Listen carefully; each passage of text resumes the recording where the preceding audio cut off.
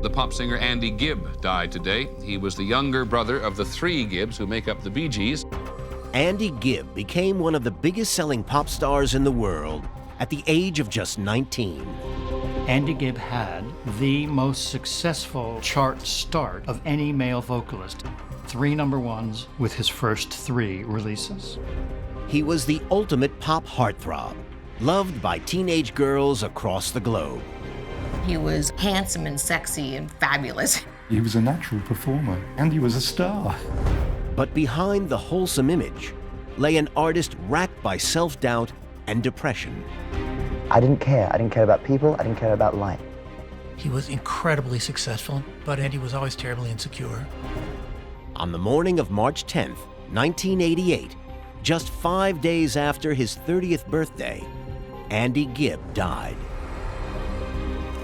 Andy Gibb's death certificate states that the singer died from myocarditis, an inflammation of the heart muscle which weakens the heart to the point that the body doesn't receive enough blood.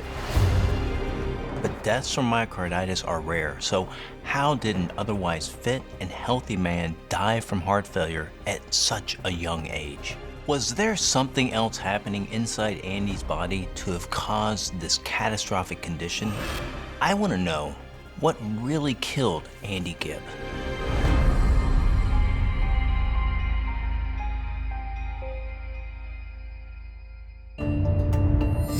World-renowned medical examiner and forensic pathologist Dr. Michael Hunter has conducted thousands of autopsies. Collaborating closely with law enforcement and other forensic specialists, his pivotal role in investigating suspicious cases has revealed the truth behind mysterious deaths for over 20 years. Myocarditis is usually the result of a viral or bacterial infection, but it can also be triggered by an autoimmune disease, environmental toxins, or an adverse reaction to a medication or illegal drug.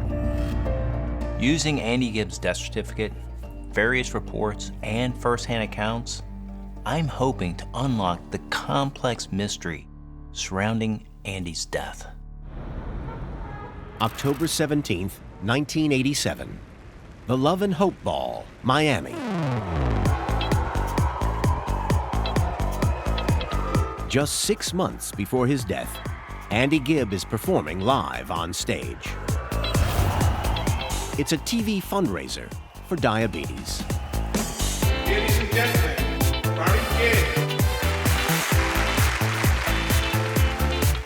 Barry hosted the Love and Hope Ball every year. One year I went up and played with the band, and Andy came up and sang.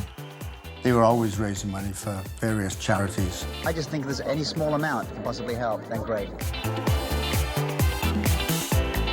Since Andy got on stage, no matter how he felt off stage, as soon as he took one foot on the stage, he was the superstar Andy Gibb again. After 3 consecutive #1 records, Andy Gibb hasn't had a hit song for 5 years, but still loves performing live. He could come on stage and be considered a 4th Bee Gee, but also he could go on stage as Andy Gibb and be the superstar in his own right. The fundraiser will be Andy's last ever concert.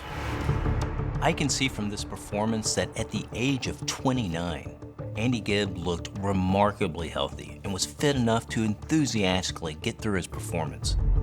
He doesn't appear to be exhibiting any of the symptoms of myocarditis, such as shortness of breath or fatigue, but often the early stages of the disease carry no warning signs. But Andy Gibb is hiding a dark secret. He's experiencing serious, debilitating abdominal pains. The fact that Andy was experiencing abdominal pain could have simply been a sign of an upset stomach, but stomach pain can be an early warning sign that your heart's in trouble. A poorly working heart reduces blood flow in the gastrointestinal tract, which can lead to tears and ulcerations.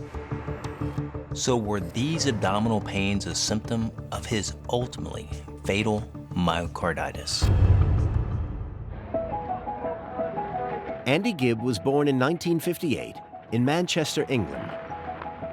His mother, Barbara Gibb, was a local singer, and Father Hugh, a drummer in a successful big band. His 3 elder brothers, still just children, formed their own band the year Andy was born.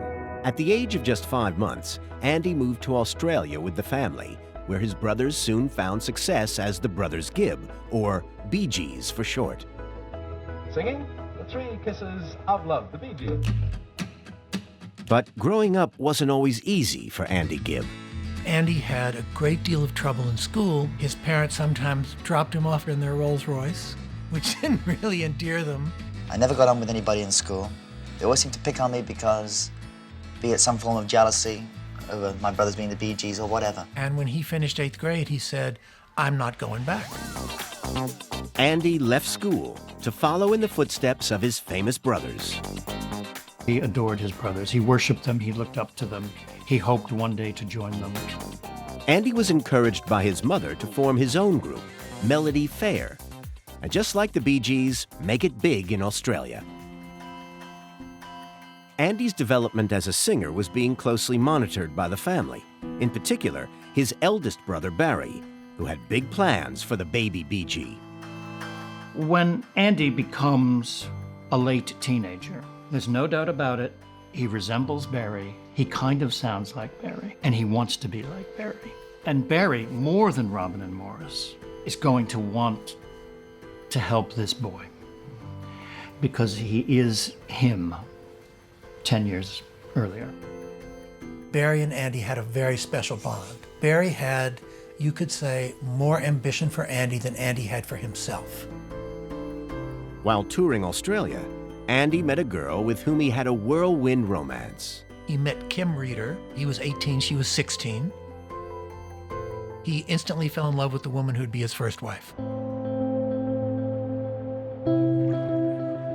Andy and his young bride Kim were encouraged by Barry to take their honeymoon on the estate of Bee Gees manager Robert Stigwood. Stigwood was probably the leading manager in the Western world. They thought they were going there to have a holiday and sort of map out Andy's career. But in fact, the instant they got off the plane, literally, Stigwood had Andy sign a deal. When a music mogul believes in a young artist, they will bring all their resources to bear to make them a major star. Andy Gibb was naturally talented, and he had this aura around him, he had this presence, and he had the looks. And then, of course, they found that he had the voice as well. They put Kim on the beach, and Barry took Andy into the studio and said, "We're going to write songs for you." Andy and Barry Gibb began writing and recording songs together. Barry was determined to make Andy just as famous and successful as the Bee Gees.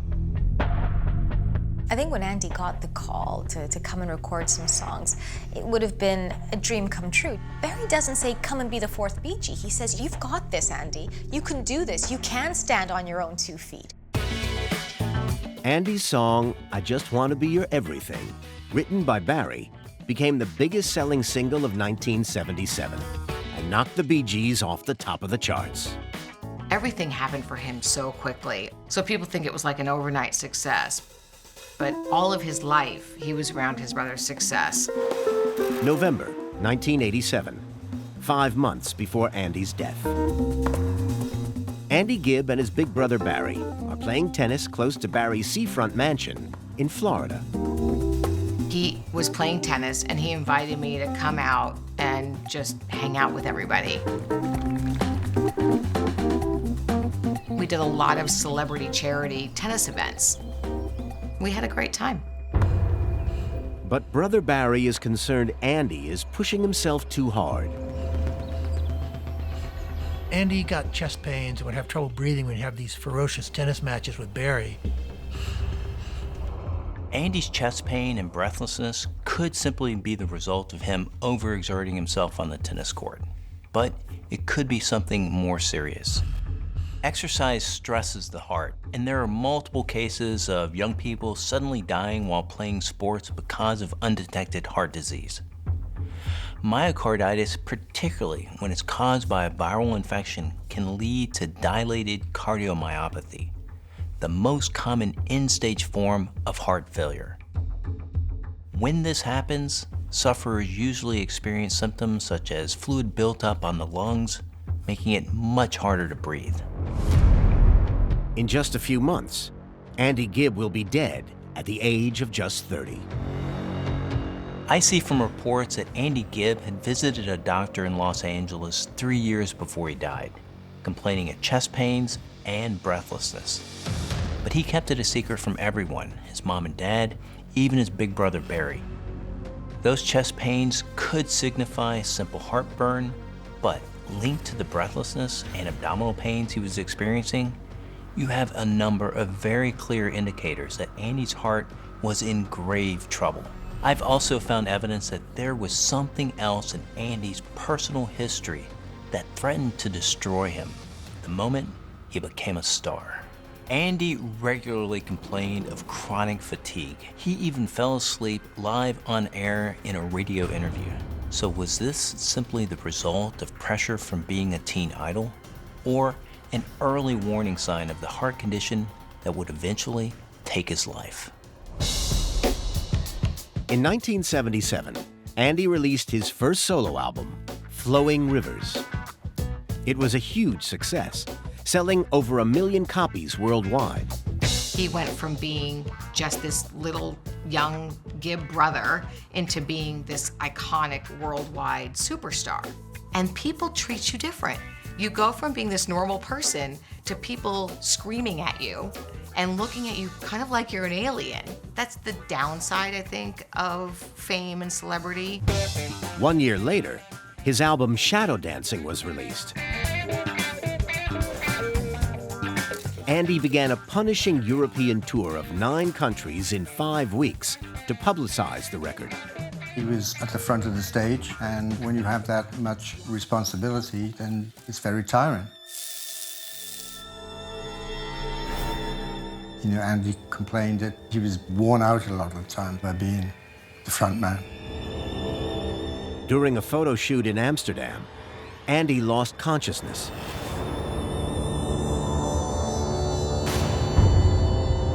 And collapsed. You could see that Andy was tired. Touring is a tiring thing. And being so young, I think, yeah, it's hard to cope with that.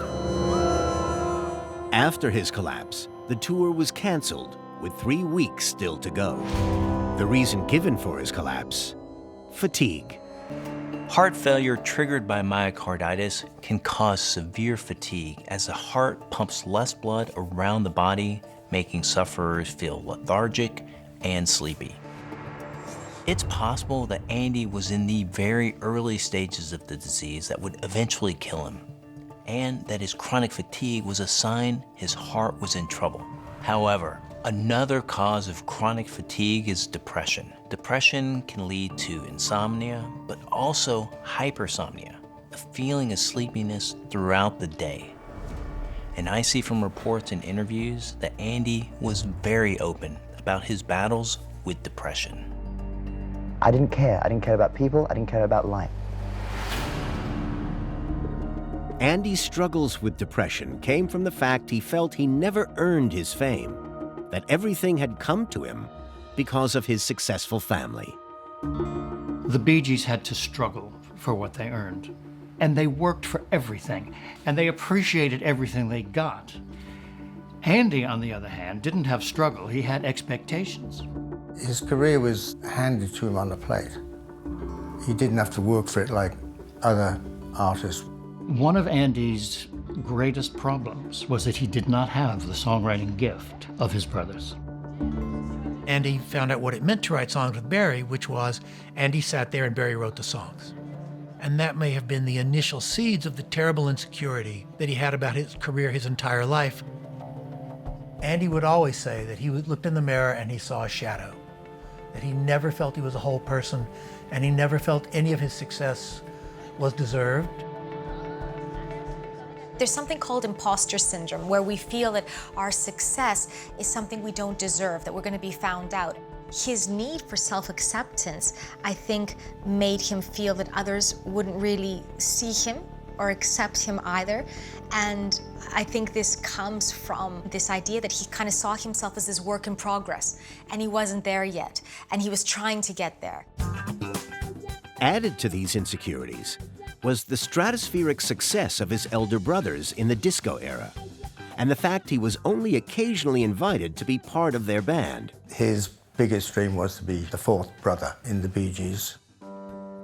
I always wanted to be a VG very badly. And I think today I'd give up what I had now for that. But I think his brothers had just worked too hard to suddenly throw the doors open.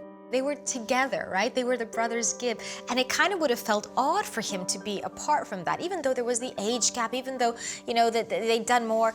I think there was always going to be this need to want to be part of that. Andy's depression and the demands of pop stardom took its toll on his relationships as well. His marriage to Kim, pregnant with their first child, was at crisis point. They were both so young. I did think to myself then, how long can this last? Because the business is so hard, and for a wife, it must be very, very difficult. He just was essentially ignoring her, didn't have anything to do with her, was never around, and finally she couldn't take it anymore. She left and went back to Australia. Andy was so lost that his pregnant wife walking out the door did not bother him at all. Andy went on to date a host of the world's most beautiful women. Basically, wherever he went, he got every girl he wanted. But the darkness he kept inside remained. In 1981, talk show host John Davidson sprang a surprise on Andy that would change his life forever. He brought out Victoria Principal. And when she appears, Andy's eyes go out of his head like a cartoon character. You can see his heart beating through his shirt. He's completely smitten. When did you first realize that this was the reason why you watched Dallas? From the very beginning, from the first time you saw her? From the very first time I saw her, yes. Yeah? Yes. Oh, thank you. And they're taken with each other immediately. Yes. I don't really care who shot JR. In her role as Pam Ewing in the TV series Dallas, Victoria Principal became one of the most famous women in the world. Her relationship with Andy became the talk of the town. Highly publicized show business relationships did not begin with Brad Pitt and Angelina Jolie. They were carried out in this variety of show business magazines. Even if there wasn't a story about a hot couple, they'd make one up. He moved in with her the night after their second date, and they had a profound, passionate romance. He seemed to be happy with Victoria Principal, but Andy had a great tendency toward melancholy and self-loathing. March 18th, 1982. Just over a year into their relationship, Andy Gibb and Victoria Principal have attended an award show in Los Angeles. On their way back to Victoria's house, they'd been arguing.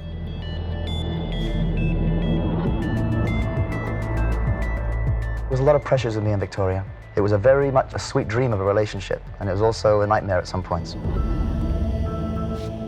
You're destroying your life, and you don't care about me, you don't care about you. Victoria gave Andy an ultimatum. Andy stormed out and never saw Victoria again.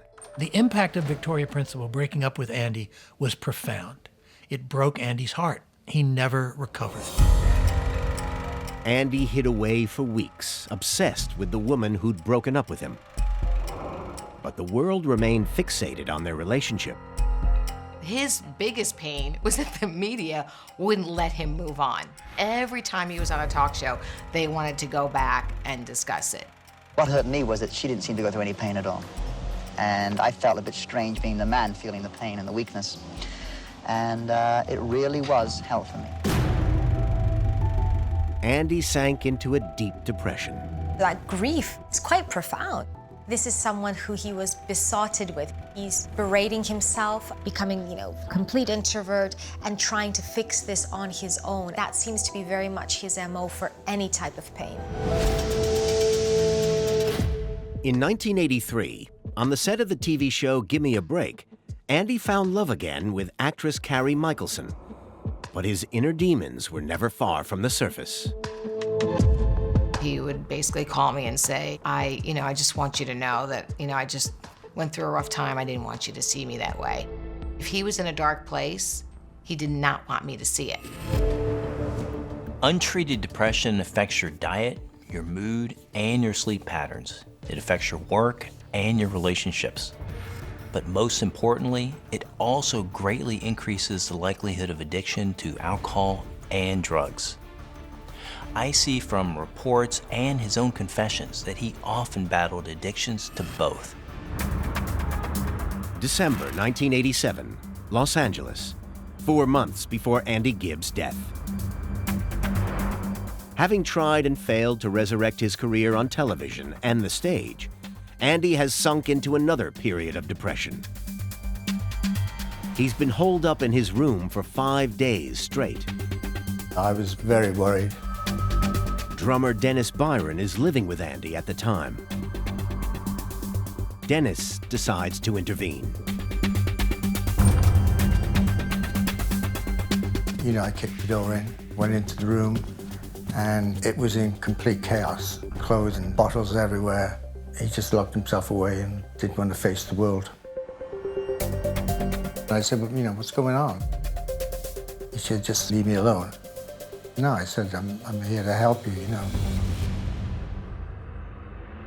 It was a shock to me to see Andy had a Uzi machine gun.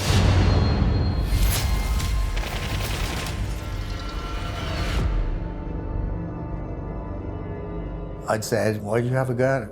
He just said he collected them and he was interested in guns.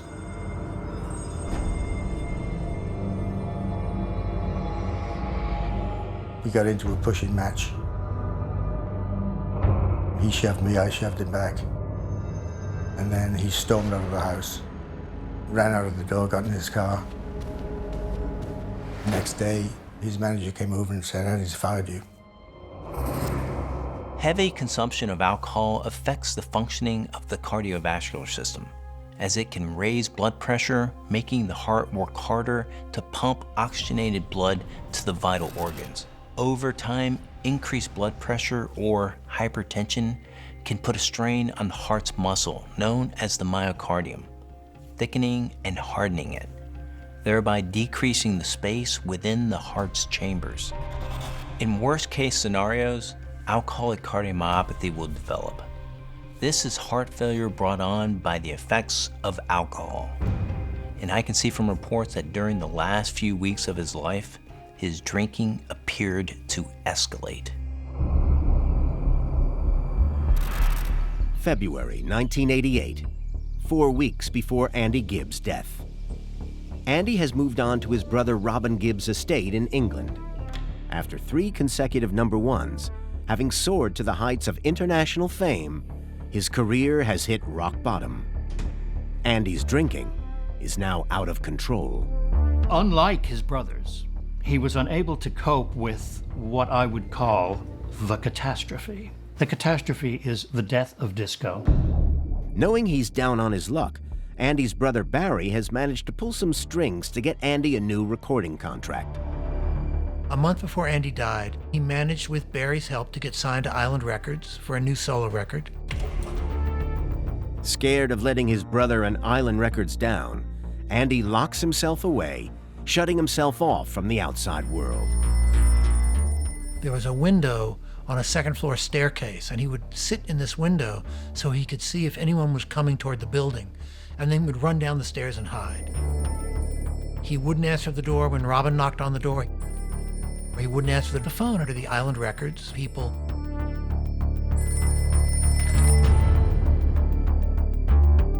He was drinking very heavily. He was drinking to the point of blacking out.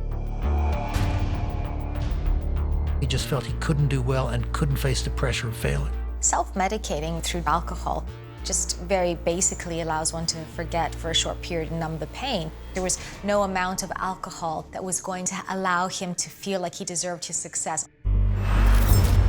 I can see from reports that Andy was drinking heavily in the final weeks of his life, but also that he had a history of heavy drinking and had admitted to alcoholism several years before he died.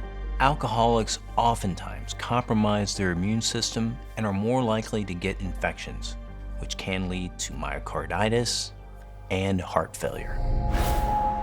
I played with Andy for 2 years. The first year was very positive. He had a lot of energy. The second year, he started slipping back into alcohol. It's the hardest for me as a friend to see him like that. It's extremely likely that Andy's heavy alcohol consumption was causing significant stress to his already damaged heart. If you know you have a heart condition already, as Andy did, abstinence would have been the only answer in order to give his inflamed heart muscle a chance to recover. So I can't rule alcohol out as playing a significant role in the cause of Andy's death. However, I believe there must have been something else in his history that could have directly caused his myocarditis, a disease I sometimes see in the hearts of young addicts. Addicts often hooked on one drug in particular, cocaine. May 1977, Los Angeles. Flushed with his global fame and first royalty payments, Andy Gibb hit the LA party scene and started taking a drug that had taken the city by storm. In the 70s, cocaine was becoming easily available for artists who could afford it. Andy discovered cocaine. And unfortunately, Andy discovered that he liked it a lot. And he had the money to afford a lot of it, and he discovered that lots of people wanted to hang out with him when he did cocaine. I mean, I'd heard stories that Andy was having a good time. He loved to party. When rock stars suddenly start making lots of money, they tended to think that their body's tolerance levels increased along with their bank balances. One day he came over to my house and said, I've got something to show you. It was a royalty statement from RSO Records, and it was for $1 million. That's nice. Andy later admitted to spending $1,000 a day on cocaine. Cocaine would have been a drug that inevitably would have made him feel good for the very short term. So the real issue was self-acceptance. Heavy cocaine use can cause catastrophic systemic damage.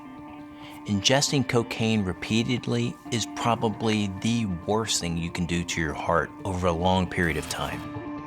Cocaine puts a higher degree of stress or pressure on your vascular system. As soon as cocaine is taken, your heart will begin to beat much faster and your blood pressure increases. At the same time, cocaine narrows your body's capillaries and blood vessels. Your heart is forced to pump harder and faster to move blood throughout your body. Prolonged cocaine use can also cause inflammation in the layers of the heart's muscle, the myocardium. Over time, this can lead to muscle hardening and scarring. This can make your heart less efficient at pumping blood and can lead to life-threatening complications, including cardiomyopathy or heart failure. In one study, myocarditis was reported in the hearts of up to 30% of patients dying from cocaine abuse. Not only was Andy known for his heavy consumption of cocaine, I've also discovered in reports that he regularly indulged in another highly addictive drug which, when taken with other toxins, can cause complications with the heart. Methaqualone. Methaqualone is known by the trade name Quaaludes.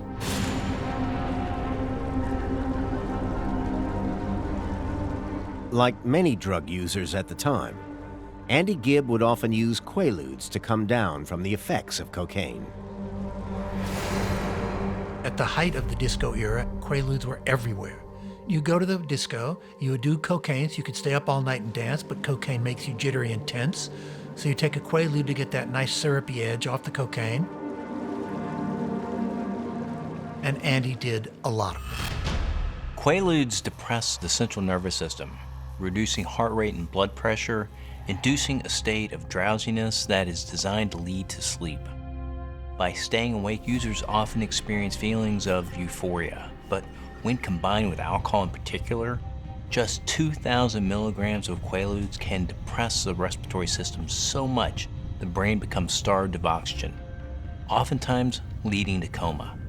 Mixing this extremely powerful sedative with a stimulant like cocaine, the effects are similar to speedballing, the mixing of cocaine and heroin, which can lead to respiratory depression and, in the worst cases, death. The more Quaaludes you take, the more cocaine you think you can tolerate, making overdoses more likely and your heart more at risk. They're so dangerous that Quaaludes are now banned in the United States. But I can dismiss Quaaludes as a potential cause of death, as there are no reports of him taking them towards the end of his life.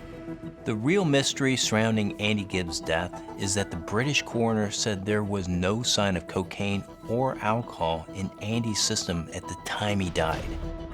So how can someone who is clean of drugs suffer from a heart condition often associated with drug users? Did myocarditis really kill Andy Gibb? Or could there have been something else in his past that caused his heart to fail so catastrophically? Andy Gibb, younger brother of the Bee Gees, died in Oxford, England in 1988 at the age of just 30. Internationally recognized forensic pathologist Dr. Michael Hunter is investigating his death. So far, I've found that Andy Gibb had a history of fatigue and depression that may have led to substance abuse with alcohol, Quaaludes, and cocaine. But are these psychological factors added to chemical intoxicants enough to have induced myocarditis? Or is there something else in his physiology or family history that could have caused massive heart failure? March 1st, 1988, Oxford, England. 10 days before Andy Gibb's death. Andy is seen by a doctor near his brother's estate, complaining of more abdominal pains. He's a good-looking, healthy, slender, 30-year-old guy. There's nothing immediately wrong with him. He never talked about his addiction to them. So they said, well, gosh, we don't know what's going on. Abdominal pains in someone with a heart condition are common.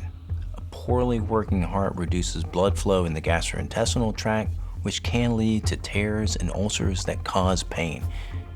I think Andy was displaying all the classic symptoms of heart failure: fatigue, breathlessness, chest pains, and stomach pains. March 5th, 1988, 5 days before Andy Gibb's death. It's Andy's 30th birthday. His mother has flown over from the family home in the U.S. to be with him. She had that famous mother's instinct.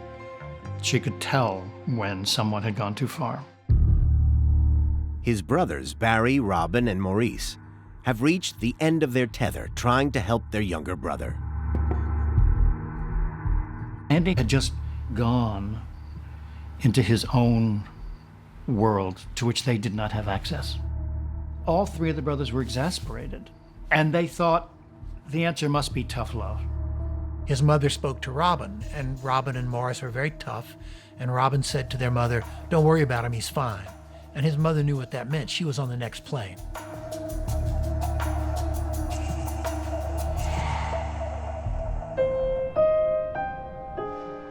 March 9th, 1988, the day before Andy Gibb's death. With his mother for support, Andy is in the John Radcliffe Hospital in Oxford, suffering from a virus. Andy checked into the hospital with terrible chest pains. His mom was with him. She wanted to spend the night with him there. She didn't want to leave him alone. She wanted to stay as she could in an American hospital, but an English hospital, it wasn't policy, and she had to leave.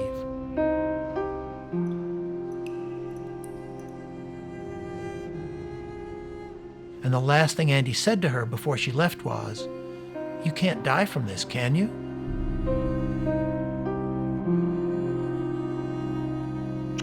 And those were the last words he ever spoke to his mom.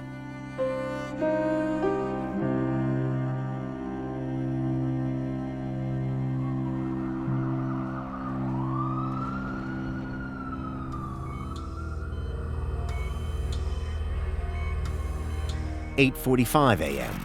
the next morning, March 10th, 1988. A doctor asks Andy if he can take a sample of his blood for further testing. Andy agrees.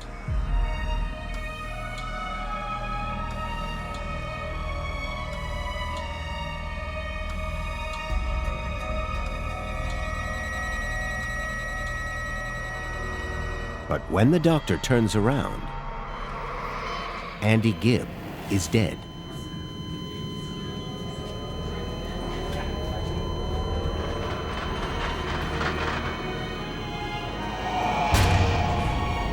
He had so much more life and so much more to give to the world. He could do anything he wanted. It's so sad that he died at such an early age.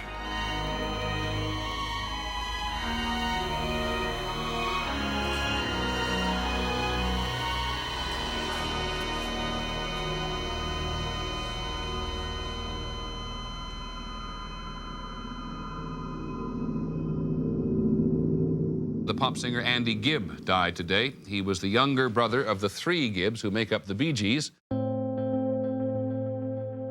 When I was given the news of Andy's death, we were really, really saddened by it. I wasn't aware that he had a bad heart. He didn't talk to me about it. I don't know why, but he just kept that to himself.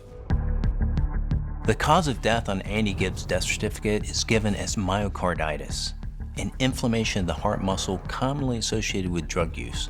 But Andy's system was clean of drugs at the time of his death.